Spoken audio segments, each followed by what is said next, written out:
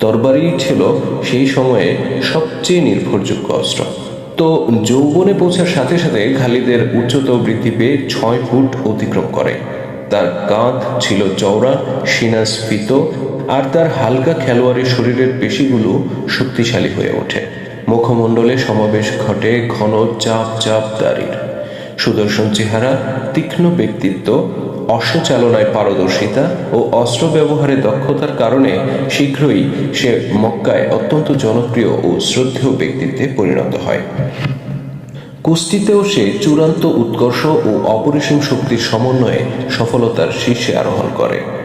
পরিবারের সদস্য সংখ্যা বৃদ্ধির লক্ষ্যে আরবীয় পিতারা অনেকগুলো বিয়ে করত। খালিদের পিতা আল ওয়ালিদের ছিল 6 জন ভাই। আরো বেশি অবশ্য হতে পারে, তবে এই 6 জনের তথ্য ইতিহাসে পাওয়া গেছে। আর আমাদের জানা মতে আল ওয়ালিদের 5 পুত্র এবং 2 কন্যা ছিল। পুত্রগণ ছিলেন খালিদ, ওয়ালিদ, যার নাম অবশ্য পিতার নামেই রাখা হয়েছিল, হিসাম, ওমারা এবং আব্দ শামস। আর কন্যারা ছিলেন ফাখতা ও ফাতিমা। খালিদের পিতা আল ওয়ালিদ ছিল একজন বিত্তশালী ব্যক্তি, তাই খালিদকে জীবিকার জন্য কাজ করতে হতো না। ফলে সে অশ্বচালনা ও যুদ্ধবিদ্যার চর্চায় মনোনিবেশ করতে পারত।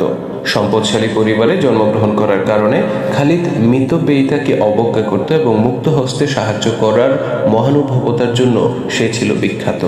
তবে এসব কারণে অবশ্য একসময় তাকে নিদারুণ আর্থিক সংকটে পড়তে হয়েছিল। কুরাইশরা ছিল অত্যন্ত গণতান্ত্রিক চেতনা সম্পন্ন। ফলে উপার্জনের জন্যই হোক বা সমাজের একজন স্বতন্ত্র সক্রিয় সদস্য হিসেবেই হোক, প্রত্যেককেই কিছু না কিছু একটা করতে হতো। খালিদের পিতা আল ওয়ালিদ বিত্তশালী এবং তার অধীনে অনেক কর্মচারী থাকা সত্ত্বেও সে নিজেও কাজ করত। অবসর সময়ে সে কামারের কাজ করত এবং নিজের গোত্রের লোকদের জন্য পশু জবাই করত। সে ব্যবসাও করত এবং অন্যান্য গোত্রের সাথে পার্শ্ববর্তী দেশে ব্যবসায়ী দল পাঠাতো। খালিদ নিজেও একাধিকবার এই ব্যবসায়ী দলের সাথে সিরিয়া গমন করে এবং রোমের মনোরম সৌন্দর্য মণ্ডিত প্রদেশগুলো ভ্রমণ করে। এখানেই তার সঙ্গে সাক্ষাৎ হয় গাসসানের আরব খ্রিস্টান, টেসিফোনের পার্সি, মিশরের কপস এবং বাইজেন্টাইন সাম্রাজ্যের রোমকদের সাথে। খালিদের অনেক বন্ধু বান্ধব ছিল। সে বন্ধু ও ভাইদেরকে নিয়ে ঘোড়া চালাতো এবং শিকারে যেত। বাইরের কাজে ব্যস্ত না থাকলে তারা কবিতা আবৃত্তি করত, বংশ তালিকা নিয়ে ঘাটাঘাটি করত এবং কখনো কখনো সুরাপান করত। এই বন্ধুদের মধ্যে অনেকেই পরবর্তীকালে খালিদের জীবনে খুবই গুরুত্বপূর্ণ ভূমিকা পালন করেছিল। তাদের মধ্যে আমরা যে ওমরের কথা বলেছিলাম একটু আগে, সেই ওমর ছাড়াও আমর বিন আল আস ও আবুল হাকামের কথা বিশেষভাবে উল্লেখযোগ্য। আবুল হাকামের প্রকৃত নাম ছিল আমর বিন হাশিম বিন আল মুগিরা। পরবর্তীকালে সে আবু জাহেল নামেও পরিচিত ছিল। সে ছিল খালিদের চাচাতো ভাই এবং বয়সে খালিদের চেয়ে বড়। এই আবুল হাকামের পুত্র ইকরামা ছিল খালিদের প্রিয় ভাতিজা এবং ঘনিষ্ঠ বন্ধু। খালিদের পিতা আল ওয়ালিদ তার পুত্রদের নিকট শুধু পিতাই ছিল না, বরং সে ছিল তাদের বিশ্বস্ত পরামর্শদাতা ও সামরিক প্রশিক্ষক। খালিদ পিতার নিকট হতেই যুদ্ধবিদ্যার কলাকৌশল সম্পর্কে প্রথম শিক্ষা লাভ করে।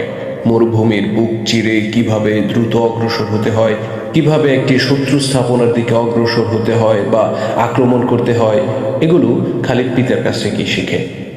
শত্রুকে তার অজ্ঞাতসারে ধরতে পারা, তাকে অপ্রত্যাশিতভাবে আক্রমণ করা এবং বিশৃঙ্খল ও পলায়নপর প্রতিপক্ষকে তাড়া করার সামরিক গুরুত্ব সে পিতার নিকট থেকে শিক্ষা লাভ করে। এই যুদ্ধকৌশল গোত্র বিশেষের হলেও আরবগণ যথার্থই যুদ্ধের ক্ষেত্রে ক্ষিপ্রতা, গতিময়তা ও আকস্মিকতার মূল্য উপলব্ধি করত। এই যুদ্ধকৌশল ছিল মূলত আক্রমণাত্মক। বয়স বৃদ্ধির সাথে সাথে যুদ্ধ চর্চার প্রতি খালিদের আগ্রহ বাড়তে থাকে এবং খুব শীঘ্রই সেটা একটা বাতিকে পরিণত হয়ে যায়। যুদ্ধ ছাড়া তার যেন আর ভাববার কিছুই ছিল না। তার আকাঙ্ক্ষা ছিল শুধু জয় করার। তার গতি প্রকৃতি ছিল প্রবল আর আবেগপূর্ণ এবং তার সমগ্র চেতনাই ছিল কেমন যেন সামরিক ভাবাপন্ন। সে সবসময় বিশাল যুদ্ধ, মহান বিজয় এগুলো স্বপ্ন দেখত এবং নিজেকে এই যুদ্ধের বিজয়ী বীর, সকলের একদম প্রশংসনীয় এবং শ্রদ্ধেয় ব্যক্তি হিসেবে কল্পনা করত। যুদ্ধই ছিল তার জীবনের প্রতিজ্ঞা, জয় ছিল জীবনের ব্রত, আকাঙ্ক্ষা ছিল প্রচুর রক্তক্ষরণের। আল ওয়ালিদের পুত্র খালিদ কি আসলে তখন জানতো নিয়তি তাকে সেদিকেই নিয়ে যাচ্ছে?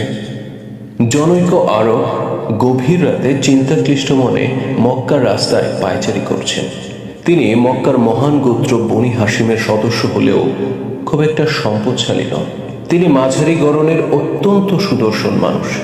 তার কাঁধ চওড়া এবং মাথায় কোকড়ানো কালো চুল কানের শেষ প্রান্ত পর্যন্ত ঝুলে আছে। তার উজ্জ্বল দ্যুতিময় চোখ দুটি বেদনা ক্লিষ্ট। আরবের সমাজে ও জীবনে এমন অনেক কর্ম ও বিশ্বাস ছিল যা এই মানুষটার মনকে ব্যথিত করত। তিনি তার আশপাশের সব জায়গায় দেখতেন পতনের চিহ্ন। গরিব ও অসহায়দের প্রতি অবিচার, অহেতুক রক্তপাত, মেয়েদেরকে গৃহপালিত পশুর মতো মনে করা ছিল অতি সাধারণ ব্যাপার। তিনি গভীরভাবে ব্যথিত হতেন যখন একটা মেয়ে সন্তানকে জীবন্ত কবর দেওয়ার খবর শুনতেন। আরবের কিছু গোত্রে কন্যা সন্তান হত্যা করা একটা ধর্মীয় আচারে পরিণত হয়েছিল। কন্যা সন্তান জন্ম নিলে তাকে 5-6 বছর বয়স পর্যন্ত লালন পালন করা হতো। তারপর একদিন তাকে বেড়াতে যাওয়ার কথা বলে ভালো কাপড় চোপড় পরিয়ে লোকালয়ের বাইরে তার জন্য খনন করা কবরের পাশে নেওয়া হতো। ভাগ্য সম্পর্কে নির্বোধ বালিকা তখনও হয়তো ভাবত তার পিতা সত্যিই তাকে বনভোজনে নিয়ে এসেছে। তাকে ধাক্কা দিয়ে কবরে ফেলে দিলে সে পিতার নিকট সাহায্যের জন্য চিৎকার করত। সাহায্যের পরিবর্তে তার প্রতি পাথর নিক্ষেপ করা হতো যতক্ষণ না পর্যন্ত তার কচি দেহ থেকে জীবন পাখি বিদায় নিত। কচি কন্যার ক্ষতবিক্ষত অসার দেহকে মাটি চাপা দিয়ে পিতা বাড়ি ফিরত। এ নিয়ে অনেক পিতাকে সগর্বে দমভুক্তি করতেও শোনা যেত। এই প্রথা অবশ্য আরবের সর্বত্র প্রচলিত ছিল না। বনি হাশিম, বনি উমাইয়া ও বনি মখজুমের মতো বিখ্যাত পরিবারগুলোতে এরূপ শিশু কন্যা হত্যার একটি দৃষ্টান্তও ছিল না। এটা সীমিত ছিল কতিপয় মরুগোত্র ও অন্যান্য সম্প্রদায়ের মধ্যে। তা সত্ত্বেও এসব নিষ্ঠুর বেদনাদায়ক ঘটনা তৎকালীন আরবের বিবেকবান ও সত্যসন্ধানী মানুষদেরকে পীড়া দিত। হযরত ইব্রাহিম আলাইহিসসালাম পবিত্র কাবা ঘর তৈরি করেছিলেন আল্লাহর ঘর হিসেবে, কিন্তু পরে সেটা কাঠ ও পাথরের দেবতার মূর্তি দিয়ে অপবিত্র করা হয়েছিল। আরবের লোকেরা বিশ্বাস করত যে এই কাঠ পাথরের দেবতারা তাদের ক্ষতি বা উপকার করতে পারে, তাই তারা তাদেরকে সবসময় বিভিন্ন ত্যাগের বিনিময়ে খুশি করার চেষ্টা করত। কাবার ভিতরে এবং আশেপাশে এরকম 360টি মূর্তি ছিল। এদের মধ্যে হুবাল, উজ্জা ও লাত ছিল বিখ্যাত। আরব পূজারীদের গৌরব হুবাল ছিল দেবতাদের মধ্যে সর্ববৃহৎ এবং সবচেয়ে মূল্যবান পাথরে খোদাই করা মূর্তি। আরবের ধর্ম বিশ্বাসে বহুত্ববাদ এবং একত্ববাদের অর্থাৎ প্রকৃত আল্লাহর অস্তিত্বে বিশ্বাসের এক বিস্ময়কর সংমিশ্রণ বিদ্যমান ছিল। তারা আল্লাহকেও বিশ্বাস করত, আবার দেবদেবীদেরকেও বিশ্বাস করত। তাদের বিশ্বাস ছিল এরকম যে আল্লাহই প্রকৃতপক্ষে প্রভু এবং স্রষ্টা। দেবত্ব সম্পর্কে আরব ধারণাটা ছিল এরূপ যে আল্লাহ একটি দেবতা পরিষদের সভাপতি আর অন্যান্য দেবদেবীরা হচ্ছে সেই পরিষদের সদস্য। এই দেবদেবীদের ঐশী ক্ষমতা থাকলেও সর্বশক্তিমান আল্লাহর প্রতি তারা অনুগত। এই বিশ্বাস থেকে তারা হুবাল বা অন্যান্য দেবদেবীর নামে যেরকম শপথ নিত, তেমনি আল্লাহর নামেও শপথ নিত।